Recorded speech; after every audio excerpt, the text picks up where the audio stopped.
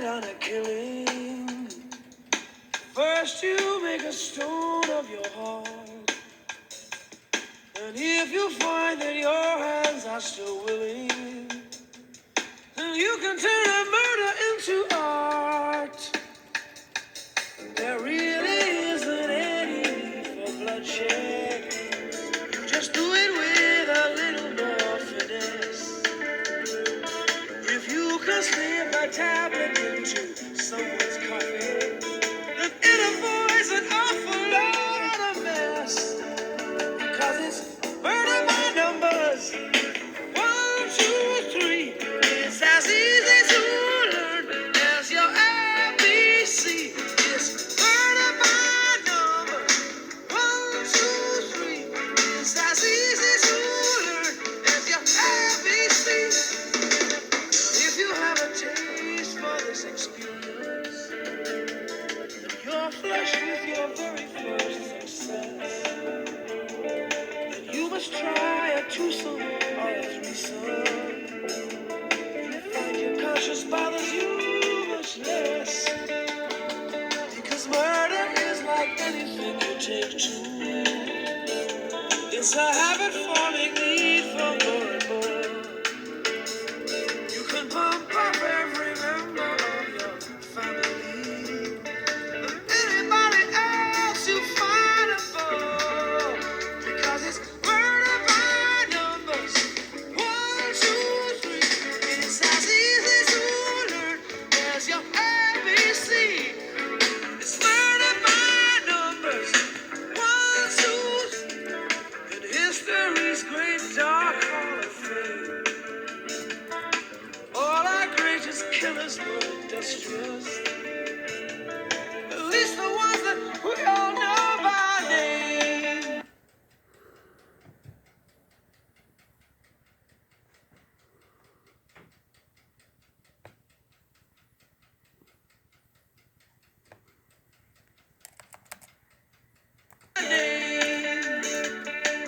But you can reach the top of your profession.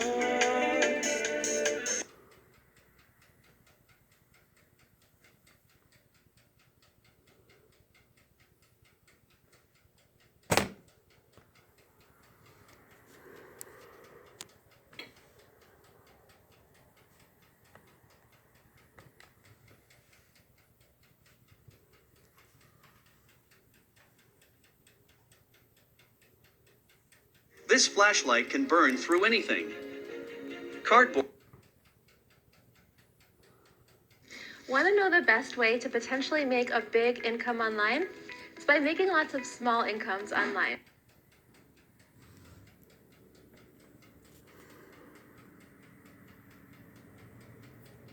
Hello and welcome to another episode of The Living Philosophy.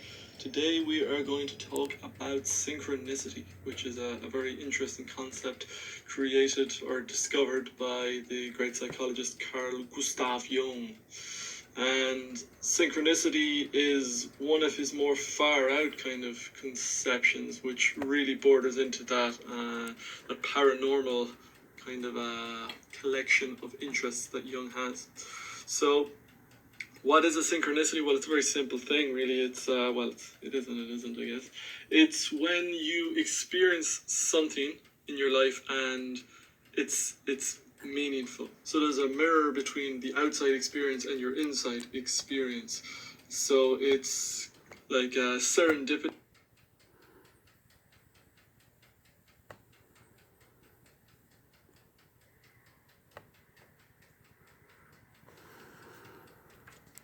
On Synchronicity by Carl Gustav Jung, read by Greg Bothine. It might seem appropriate to begin my exposition by defining the concept with which it deals, but I would rather approach the subject the other way and first give you a brief description of the facts which the concept of synchronicity is intended to cover. As its etymology shows, this term has something to do with time, or, to be more accurate, with a kind of simultaneity. Instead of simultaneity, we could also use the concept of a meaningful coincidence of two or more events, or something other than the probability of chance is involved. A statistical, that is, a probable concurrence of events, such as the duplication of cases found in hospitals, falls within the category of chance. Groupings of this kind can consist of any number of terms and still remain within the framework of the probable and rationally possible. Thus, for instance, someone chances to notice the number on his streetcar ticket. On arriving home, he receives a telephone call during which the same number is mentioned. In the evening, he buys a theater ticket that again has the same number. The three events form a chance grouping that, although not likely to occur often, nevertheless lies within the framework of probability owing to the frequency of each of its terms.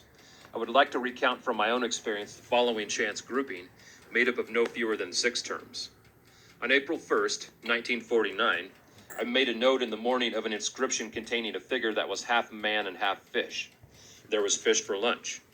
Somebody mentioned the custom of making April fish of someone.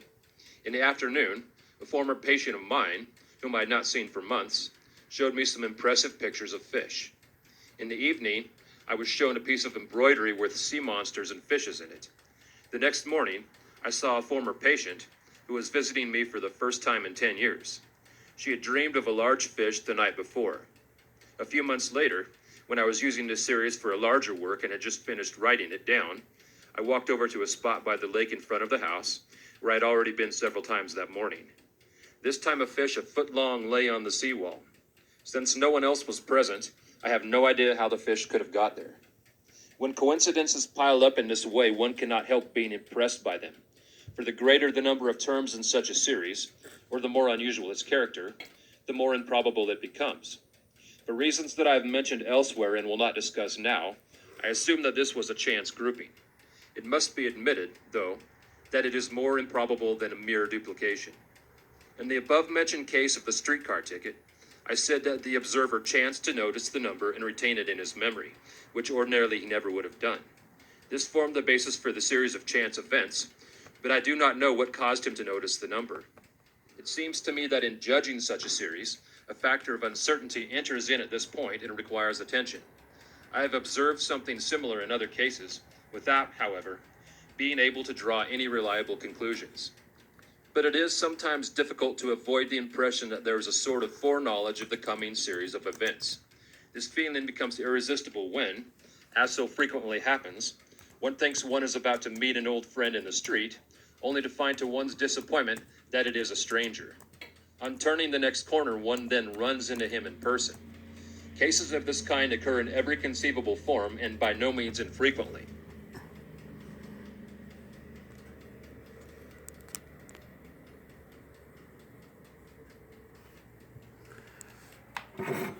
Lainey?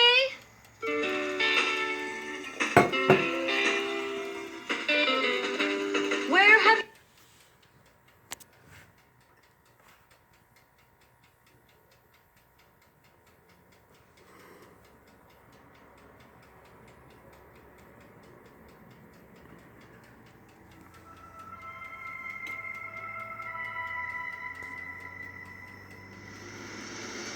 What do you get for the man who has everything? Happy birthday, sir. Thank you, Maggie. I don't like her. So what brings you to town, Conrad? Everything all right? October 12th. Nikki's birthday. This is for you. Consumer Recreation Services. Call that number. Why? They make your life fun. What are you selling? It's a game, Game. specifically tailored for each participant. John, chapter 9, verse 25. Whereas once I was blind, now I can see. Now I can see. One day your game begins. You either love it or hate it. Are you going to spend the rest of the evening prying at that clown's mouth? Mr. Van Orton, is everything all right? Ah, Mr. Van Orton. Have we met? I believe so. Why are you following me? Find out about a company called Consumer Recreation Services. They won't stop, Nick. He's in on it. I paid the bill. I paid him more to make it stop. I need the police. You're gonna break into my house. I'm being toyed by a bunch of depraved children. They're trying to kill me. Who's behind this? Who did this to me? Why?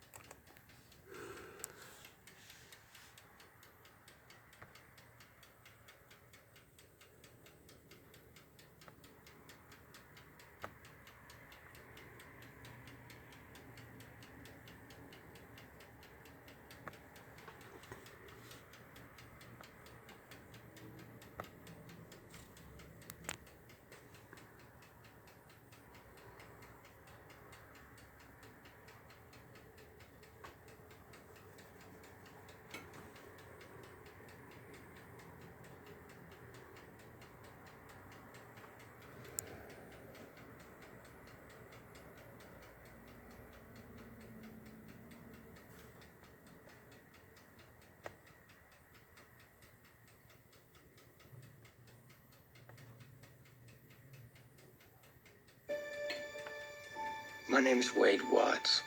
My dad picked that name because it sounded like a superhero's alter ego, like Peter Parker or Bruce Banner. But he died when I was a kid. My mom too. And I ended up here. Sitting here in my tiny corner of nowhere. There's nowhere left to go. Nowhere. Except the Oasis.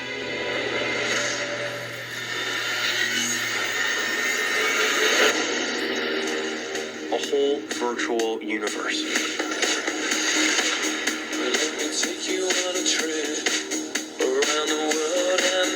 People come to the Oasis for all the things they can do. But they stay because of all the things they can be. Can you feel this? Yeah. It's the only place that feels like I mean anything. The Oasis was the brainchild of James Halliday. Hello. If you're watching this, I'm dead. I created a hidden object, an Easter egg. The first person to find the egg will inherit $500 billion and total control of the Oasis itself. Who is this Parzival? And how the hell is he winning? Find him. This isn't just a game. I'm talking about actual life and death stuff. The Oasis, the world's most important economic resource. It's nothing less than a war for control of the future.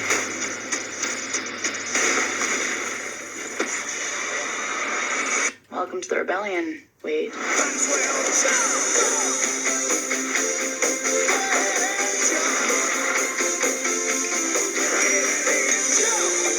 Like many of you, I only came here to escape. But I found something much bigger than just myself. Are you willing to fight? Help us save the Oasis.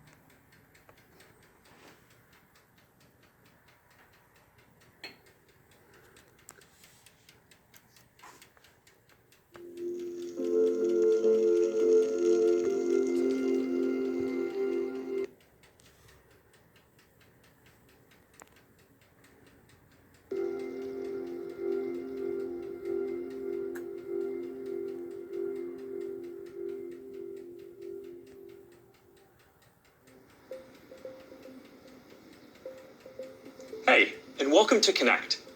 Today, we're going to talk about the metaverse.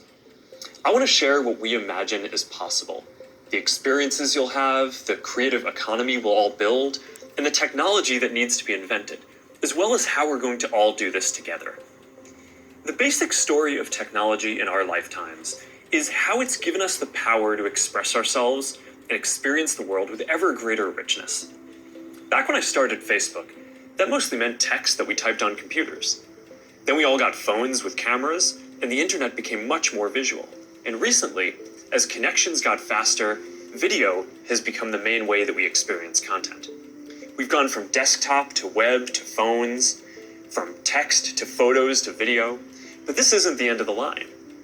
The next platform and medium will be even more immersive, an embodied internet where you're in the experience, not just looking at it. And we call this the metaverse.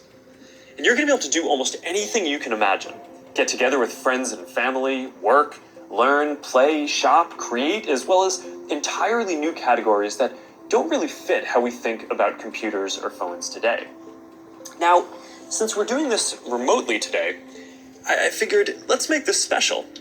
So we've put together something that I think is really going to give you a feeling for what this future could be like. We believe the metaverse will be the successor to the mobile internet. We'll be able to feel present, like we're right there with people, no matter how far apart we actually are. We'll be able to express ourselves in new, joyful, completely immersive ways, and that's going to unlock a lot of amazing new experiences. When I send my parents a video of my kids, they're going to feel like they're right in the moment with us, not peering through a little window. When you play a game with your friends, you'll feel like you're right there together in a different world, not just on your computer by yourself. And when you're in a meeting in the metaverse, it'll feel like you're right in the room together, making eye contact, having a shared sense of space, and not just looking at a grid of faces on a screen. That's what we mean by an embodied internet. Instead of looking at a screen, you're going to be in these experiences. Everything we do online today, connecting socially, entertainment, games, work, is going to be more natural and vivid. This isn't about spending more time on screens. It's about making the time that we already spend better. Screens just can't convey the full range of human expression and connection. They can't deliver that deep feeling of presence. But the next version of the internet can. That's what we should be working towards. Technology that's built around people and how we actually experience the world and interact with each other. That's what the metaverse is all about. Now, the best way to understand the metaverse is to experience it yourself, but it's a little tough because it doesn't fully exist yet.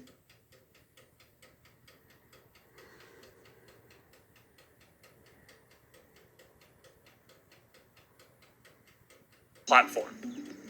Now, this is going to require not just technical work, like some of the important projects that are going on around crypto and NFTs in the community now. It's also going to take ecosystem building, norm setting, and new forms of governance. And this is something that we're really going to focus on. Privacy and safety need to be built into the metaverse from day one. You'll get to decide when you want to be with other people.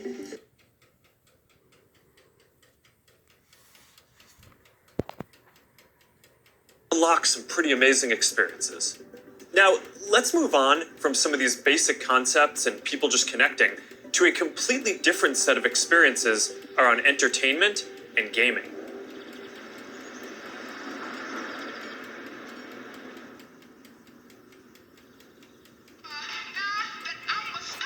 Imagine your best friend is at a concert somewhere across the world. What if you could be there with her? I'm packing all my sneakers. I never had a clue. Yo. You're here.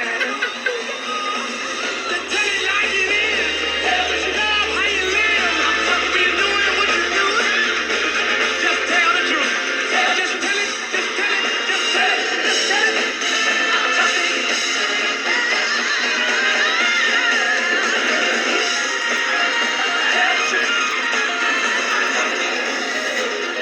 After party passes?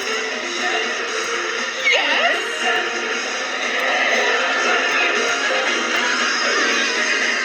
I want you to.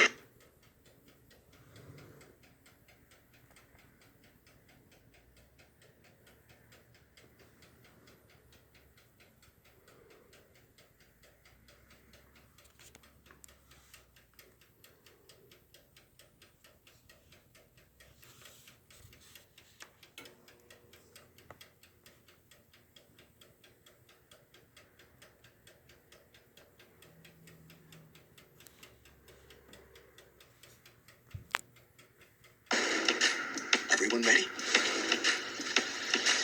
Disney Plus, Hulu, and ESPN Plus team up. Oh my god, oh my god! Epic stories. This is the way. Tons of shows and movies.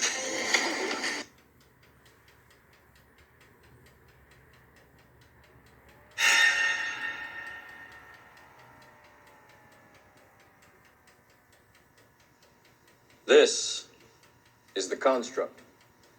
It's our loading program. We can load anything from clothing to equipment, weapons, training simulations, anything we need. Right now, We're inside a computer program? Is it really so hard to believe? Your clothes are different, the plugs in your arms and head are gone. Your hair has changed. Your appearance now is what we call residual self-image. It is the mental projection of your digital self. This isn't real. What is real? How do you define real? If you're talking about what you can feel, what you can smell, what you can taste and see, then real is simply electrical signals interpreted by your brain. This is the world that you know. The world as it was at the end of the 20th century. It exists now only as part of a neural interactive simulation.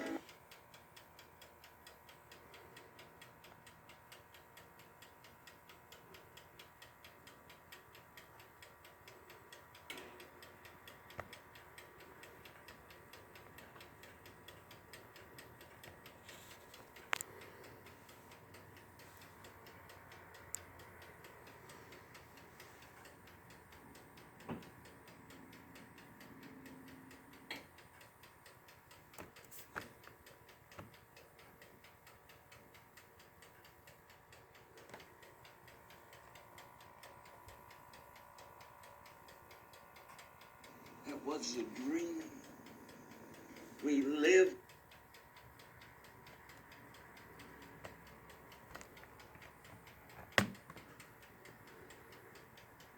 inside a dream.